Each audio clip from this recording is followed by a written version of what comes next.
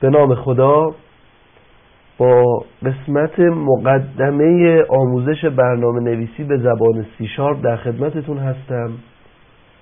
عذرخواهی میکنم از اینکه با صدای گرفته دارم به شما این آموزش رو میدم، به دلیل اینکه بنده سرما خورده بودم و زمان بندی ضبط ما داشت خیلی به تعویق میافتاد.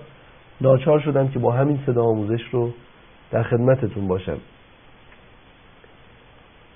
برنامه نویسی به زبان C# اولا به یک محیط برنامه نویسی نیاز داره. این محیط فرقی نمیکنه که اسمش چی باشه، فقط نیازمند این هست که از زبان برنامه نویسی C# پشتیبانی بکنه.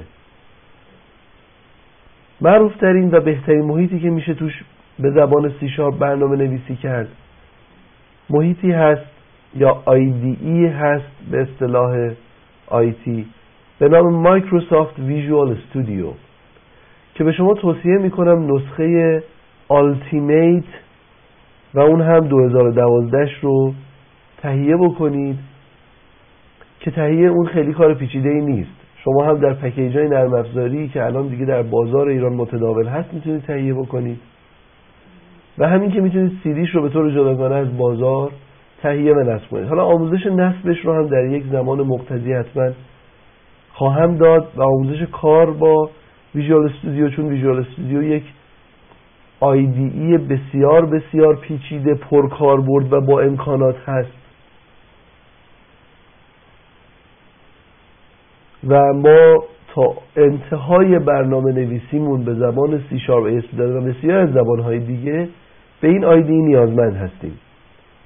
برای شروع برنامه نویسی به زبان C#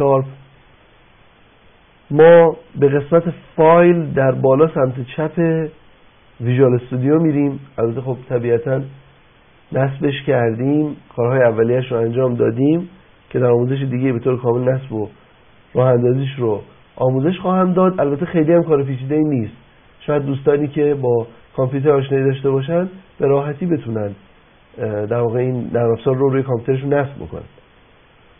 بعد از اینکه از بالا سمت چپ به گزینه فایل مراجعه کردیم، نیو رو انتخاب کرده و پراجکت رو کلیک میکنیم. تا این میاد بالا من یک توضیحی رو بدم، اونم این که حالا کار کردن با قسمت‌های مختلف این نرم افزار بسیار بسیار پیچیده است.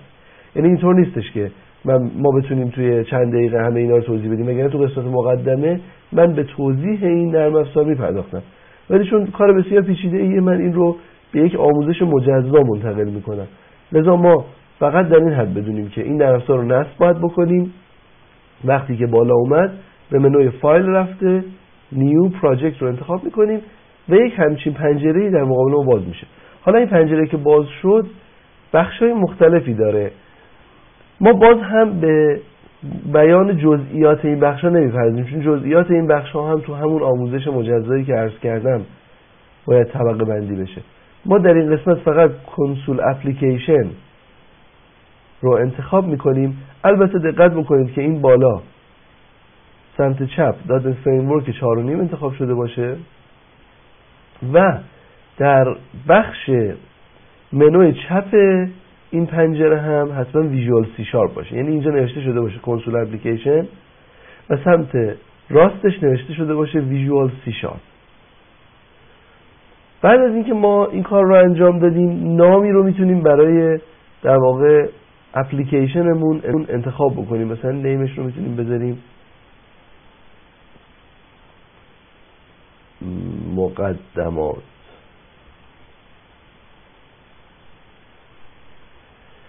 بعد از اینکه این نام رو انتخاب کردیم، خب یک آدرسی رو در قسمت پایین میتونیم انتخاب کنیم. هم میتونیم اینجا تایپ بکنیم، هم میتونیم براوز کنیم و از تو کامپیوترمون حالا اون جایی که میخوایم انتخاب بشه رو تعیین بکنیم و واردش بشیم. سولوشن نیم بعداً باز مفصل توضیح خواهم داد.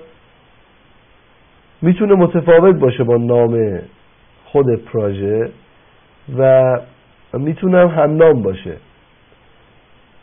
اینکه سولوشن نیم چی کار میکنه در آینده به توضیح مفصلمون خواهیم پرداخت. بعد از اینکه این مراحل رو طی کردیم اوکی رو میزنیم.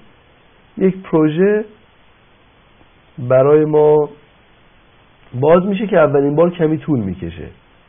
دفعات بعدی زمان این مقدار کمتر میشه. این پروژه باز شد با یک سری اطلاعات اولیه درون اون که حالا هر کدوم از اینا در بخش بعدی به طور مفصل توضیح داده خواهد شد. پس تا اینجا ما فقط یاد گرفتیم که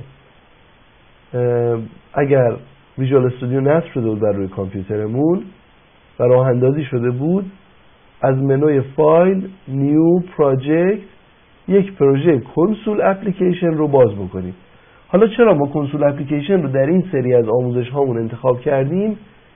دلیلش این هستش که کنسول اپلیکیشن هیچ گونه در واقع حاشیه‌های گرافیکی نداره و ما رو درگیر گرافیک نمی‌کنه. ما در بخش اول آموزشمون در واقع ورودی به بحث سی شارپ نیاز داریم که سینتکس یا نحو سی شارپ رو یاد بگیریم. لذا ما تمرکزمون در این بخش بر آموزش برنامه نویسی سی شارپ در قالب نحوش، قوانین برنامه نویسی، الگوریتم مقدماتی و در واقع شناخت دات فریم ورک به طور مقدماتی. لذا ما خودمون رو درگیر گرافیک نمی کنیم و از محیط کنسول اپلیکیشن برای آموزشمون استفاده می کنیم.